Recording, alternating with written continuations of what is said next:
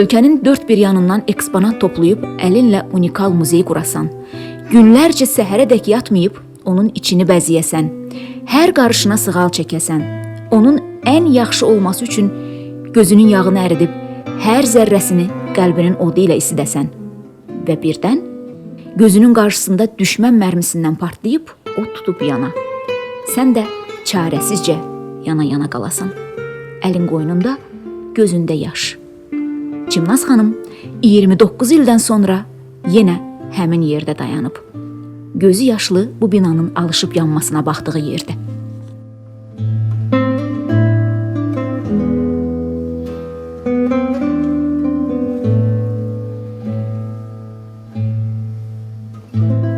O, heyrətini qüruru ilə bastırmağı bacaran, gəncliyinin şah əsərinin viranəlikləri qarşısında mat qalan Ağdam qadınının obrazıdır.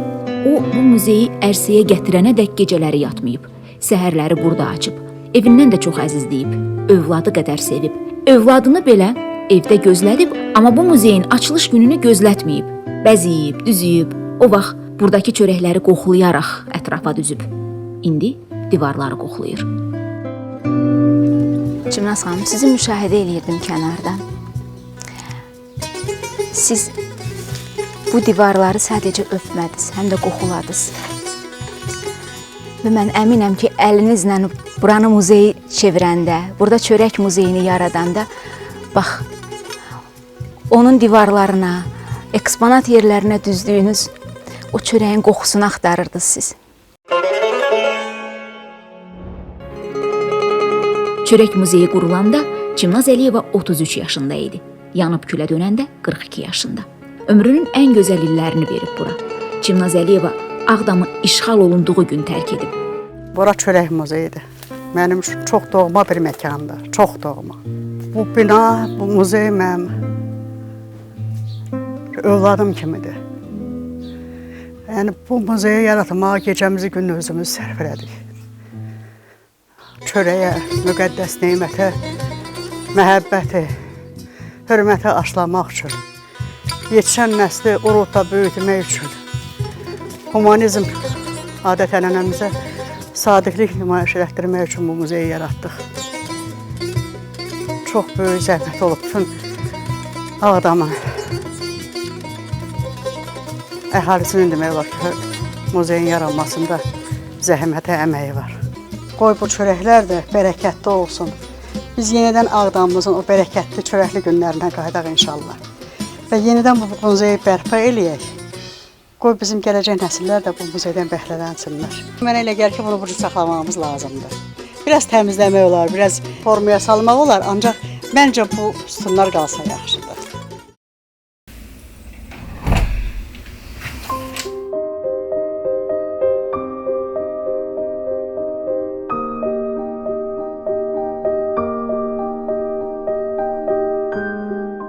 Bugün mən yenidən Ağdamıma qovuşmuşam. Mənim üçün çox böyük sevinç və qürurdur ki, mən bugün öz Ağdamımda yaşayıram. Və elə bir məkanda yaşayıram ki, bura mənim üçün çox doğma və daha əzizdir. Yəni, bütün Ağdam mənim üçün əzizdir. Ancaq mən hər səhər bu eyvana çıxanda ata ocağımı, doğulub böyüdüyüm həyətimizi, qayğısız uşaqlığımın, bəxtəvər gəncliyimin keçdiyi ünvanı görürəm. Mən buradan baxanda bura mənim ata evimdir. Mən burada doğulmuşam, böyümüşəm, yolun o üzündə. Məscidin arxası bizim həyətimiz olubdur, evimiz olubdur. Hal-hazırda evi yoxdur, amma həyət yerində qalır. Və mənim bütün o uşaqlıq, oynadığımız həyətimizdə, qonşu uşaqlarla bir yerdə evcik oynadığımız, nə bilim, top oynadığımız, o ipdən atlanma oynuyorduk uşaq vaxtı. Yəni, bax, bu xatirələr gözümün qabağında canları. Bəzən elə bilirəm ki, təzədən uşağam. Hətta mən sizə bir şey deyim ki, ilk gecə bu evdə qalanda səhər azan çəkildi. Mən oyandım, amma yarı yuxu uyudum. Tam oyanmamışdım. Mənə elə gəldi ki, mən hələ uşağam, öz evimizdəyim. İndi oyanacam, hamını evdə görəcəm. Və Birdən oyandım, gördüm yox, o deyil də, yəni o zaman keçib. Amma o yarıyıxılı vəziyyətdə azanın səsi məni təzədən o uşaqlığıma qaytardı, evimizə qaytardı məni. Və hər gün ora baxaraq bir daha o dövrümə qayıdıram, o xatirələrimə qayıdıram. Yəni bizim nəsil üçün, biz yaşlı insanlar üçün köhnə Ağdam daha doğma, daha elə bil ki, isti idi. Həyətimiz vardı, hamı həyət evlərində olurdu. Həyət bacada ağaclarımız, gül çiçəyimiz var idi. Yaz gələndə o gül çiçəklər açırdı. Biz dəstə tuturduq, sevdiyimiz adamlara verirdik, istədiyimiz qonşulara verirdik. Kimdə ki yoxdu, ağaclardan, o meyvələrdən kimdə yox idi. Məsələn, tut çırpılardı, qonşuların hamısına tut paylanardı. O, həyətimizdə var idi tutalım. Yəni, bax, belə bir xatirələrin hamısı yenidən canlanır və o dövrə qayıdıram təzədən.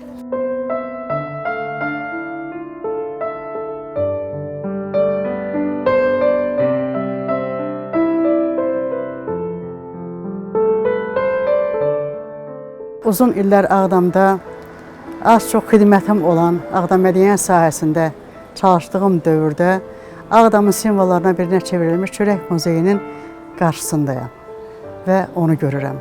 Onun o yeganə Ağdamda işıqlı qalan, rəngli qalan mozaikalarını görürəm.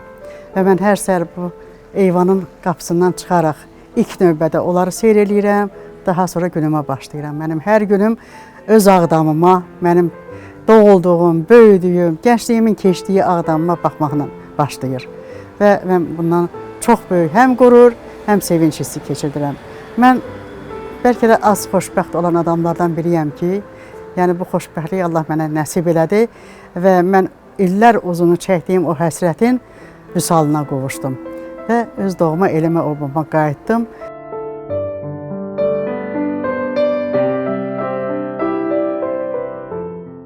Sizə deyim ki, mən Ağdama gələndən bəri elə bilirəm ki, bir 30 il cavanlaşmışam.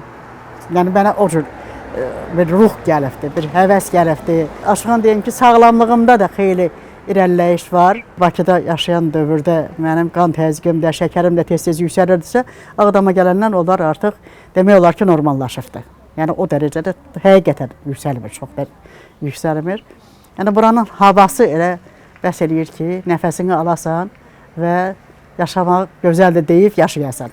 Cümləz xanım, biz sizlə elə bir mənzərə qarşısında dayanıb danışırıq ki, bax, bu günəşin dağlar arxasında batması, Qarabağda günəş qürubu. Ona baxanda adam cavanlaşar da, sağlamlaşar da. Bax, o mənzərəyə tamaşaçılar da görürlər də bu mənzərəni. Nə qədər möhtəşəm bir mənzərə qarşısında biz danışırıq. Çox gözəl, çox möhtəşəmdir. Rəssama da ilham verir, şairə də ilham verir. Heç yaradıcılıqdan anlayışı olmayana da ilham verir bu mənzərələr, bu rənglər. Savad olmayanda şeir yazmaq istəyir, mahnı oxumaq istəyir. Yəni o mənzərələr, yəni bu baxdığımız o dağların ətəyi, hələ qışda qar ağappaq ağarır, oradan ağ görürük. Və indi günəşin qürub eləyən çağıdır, ən gözəl çağıdır. Və birazdan sonra bu küçədə hamı gəzintiyə çıxacaq. Yarım saatdan sonra bu məhəllədə hamı həyətdə olacaq. Çünki havanın və günün elə vaxtıdır ki, hər kəs o zaman istirahət eləməyə çıxır, gəzintiyə çıxır. Gözəl, təmiz havası əsas odur ki, hava çox gözəldir. Artıq yazın da ən gözəl vaxtıdır və bugün biz yazın ən gözəl vaxtında görüşürük sizlə.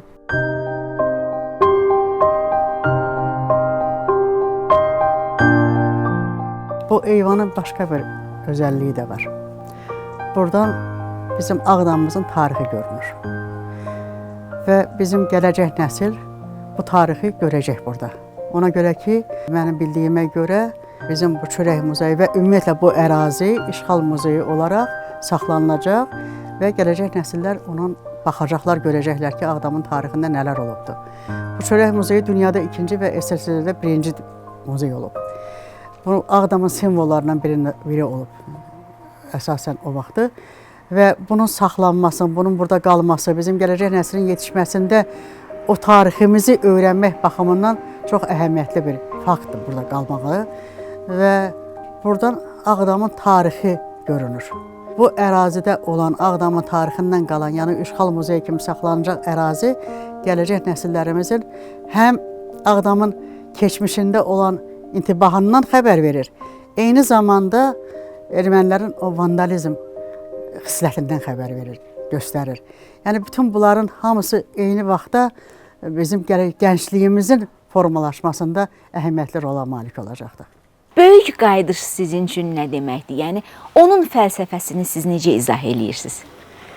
Böyük qayıdışın fəlsəfəsi böyükdür, həqiqətən böyükdür. Yəni o böyük qayıdış odur ki, çox qısa bir müddətdə, yəni tarixin qısa 5 il müddətinə biz bu qədər böyük bir işlər görüldü.